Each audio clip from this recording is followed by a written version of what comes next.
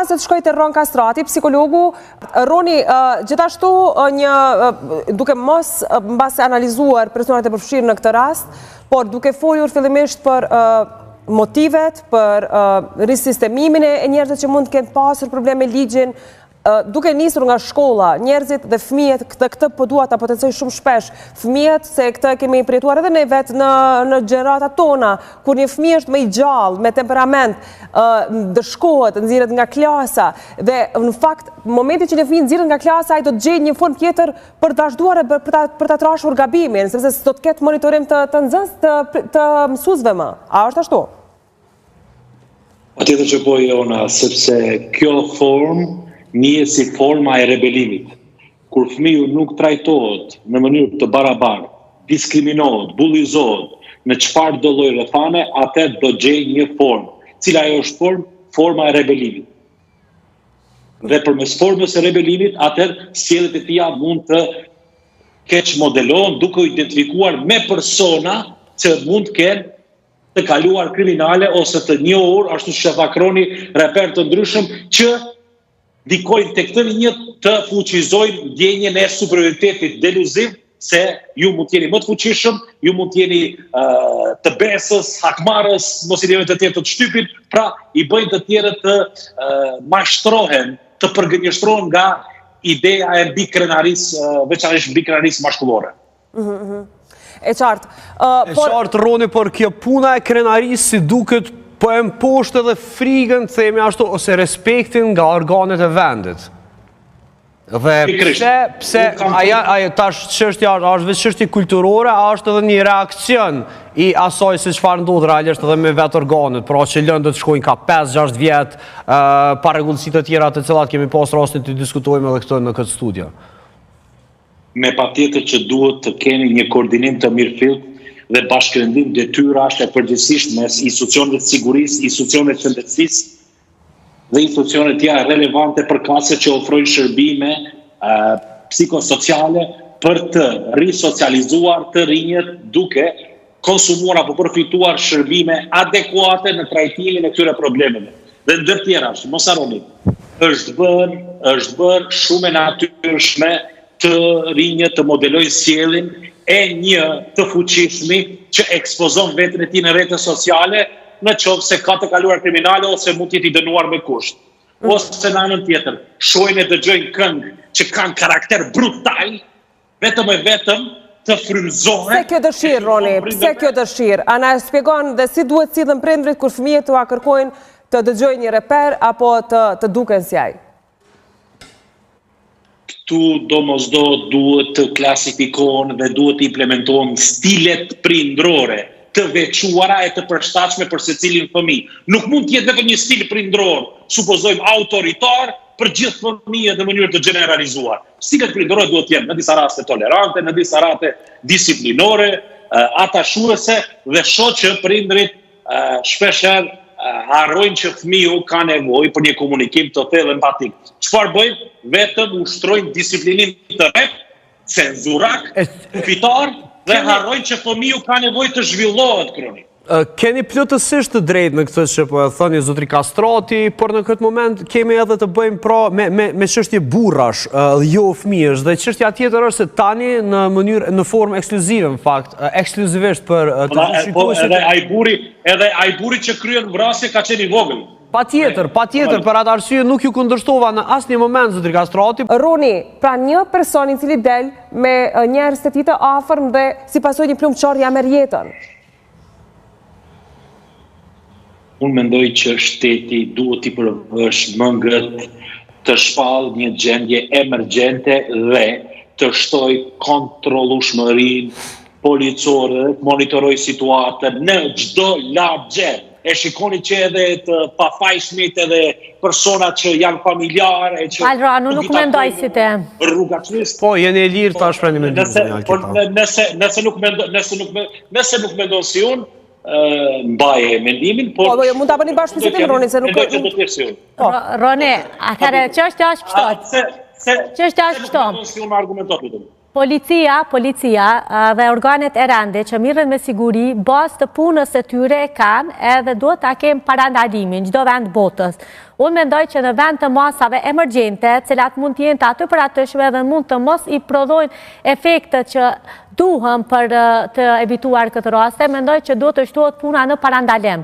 Puna në parandalim si mund bëhet, përmes formave të ndryshme, përmes organizimit komunitetit, përmes organizimit komunitetit bashkë me grupët e policisë në bashkësi. Por mund të jenë kërcënuar nga ta zëmë. Nëse thoni që pikrisht komuniteti duhet nga për të raste, a kanë frikë shpesh Alketa? Jo, unë nuk po flasë vetëm për denoncimin, unë po flasë për një punë sistematike që duhet bëhet. Tash, për shembull, pe marrim një shembull pak më banal.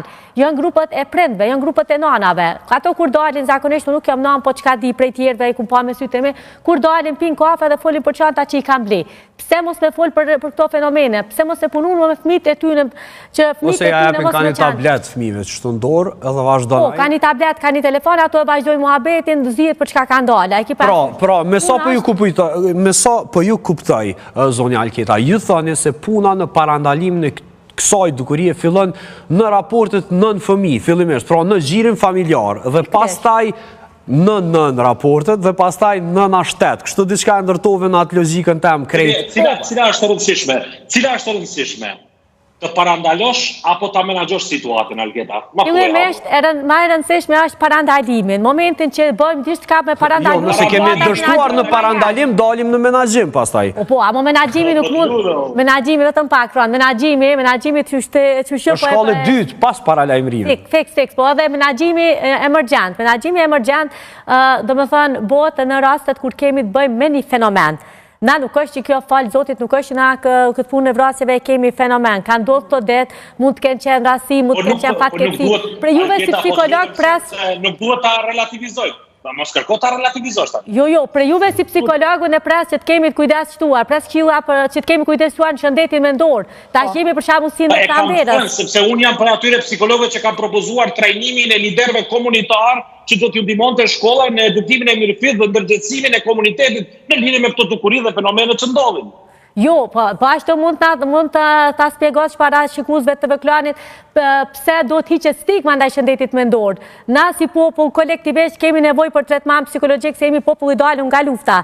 Na i vetëm se i kemi traumat prej brezit brez, jo vetëm nga lufta. Pra stresi posttraumatik ka rol në këtë. Unë nuk jam psikologe, po me atë sa di, po kjo është. Po, base Roni tash na tregon. Roni. Ja po të ftoj. Ron, përpara se të tregosh, shikuesit që na shohin poshtë ekranit e gjejnë QR kodin në pyetjen që u kemi drejtuar për aksion, a duhet të ketë një aksion urgjent për konfiskimin e armëve? Kjo është pyetja që ne kemi drejtuar, por s'do thotë që vetëm kjo do të jetë të duhet të ishte masa. Po, Roni, urdhë. Ajo është çështje e sigurisë dhe ekzekutivit, por duhet të dalë një gjë. Alketa, a pajtohesh edhe ti, të ftoj publikisht, le të koordinohemi me profesionistët e fushave sociale dhe të hartojmë një plan konkret, implementues, që përfshin një strukturash dhe çështje të rëndësishme, jo vetëm për parandalimin, por menaxhimin dhe rehabilitimin e këtyre. Po e qartë Ron, po duke qenë se ne i kemi këto profesione në vendin tonë, çka ju ndalon juve që paraprakisht, a do të thotë veç ndodhin 3 vrasje që më ran mend institucioneve edhe juve, hipotetikisht po them këtë rast për me marr hapa të tillë. Po, ti je plotësisht i drejtë dhe kur i trajton situatat e shfaq sinqeritetin tënd. Un kam thënë, kam frikë që në Kosovë 3 ditë po zgjat çudia më e madhe. Pas 3 ditë më pas.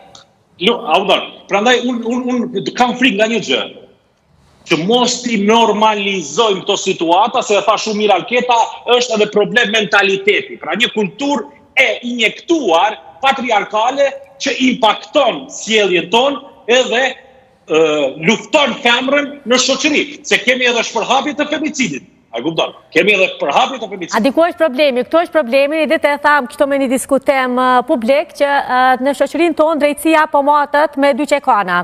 Na e kemi drejtësinë tonë, drejtësinë e bazuar në kushtetutë, në ligje, drejtësinë pozitive, po e kemi edhe ne kemi shumë të madh prej kanunit Lek Dugaxhinit. Ajo të më thonë është një lloj e drejtë zakonore që edhe pse jo formale ajo zbatohet. Ka një këtem thellë popullsisë. A ke të dhëna statistikore, Alketa po flasim hapur që kanuni Lek Dugaxhinit po implementohet akoma. Jo, dona statistikore jo, ama dona faktike po jam, pse ku ka lind të në shoqërinë tonë kjo idea që vrasja që është burrni. Ka lind Pikërisht. Pastaj që gjaku lahet me gjak. Ja, unë ta them. Edhe ajo. Ja, unë ta them.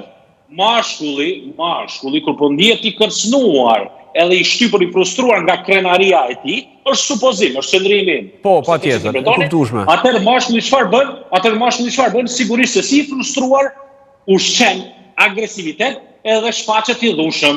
Ka raste që përveç që shfaqet i dhunshëm, lëndon tjetrin, por është edhe suicidal, dëmton edhe vetën pastaj. Po, dhe pse ndodh kjo ndodh në base se ato veprime të cilat e irritojnë atë nuk merren nga organet kompetente dhe nga mos funksionimi i ligjit, zotëri Rën vjen deri te funksionimi i kanunit. Paktën këtë na ka tregu shumica e vrasjeve të ndodhura. Pra ka qenë një proces gjyqësor aty i cili është lëmshuar, është bërë një lamsh i madh dhe pastaj kemi ardhur 8 vrasjet si pasojë atij lamshit krijuar.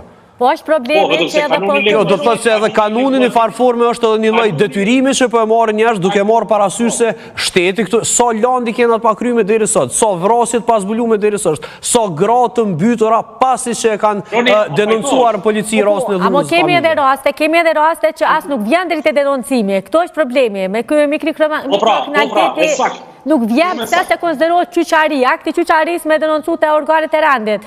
Njerëzit jo, nuk është vetëm akti qyqaris, është edhe frikë, mojzoj, është edhe frikë. Mos raportimi ndjen edhe frikë, ndjen kërcënim, ndjen paralajmërime. Po atëre frikë me dalë mi vra njerëzit vetë, s'po kanë.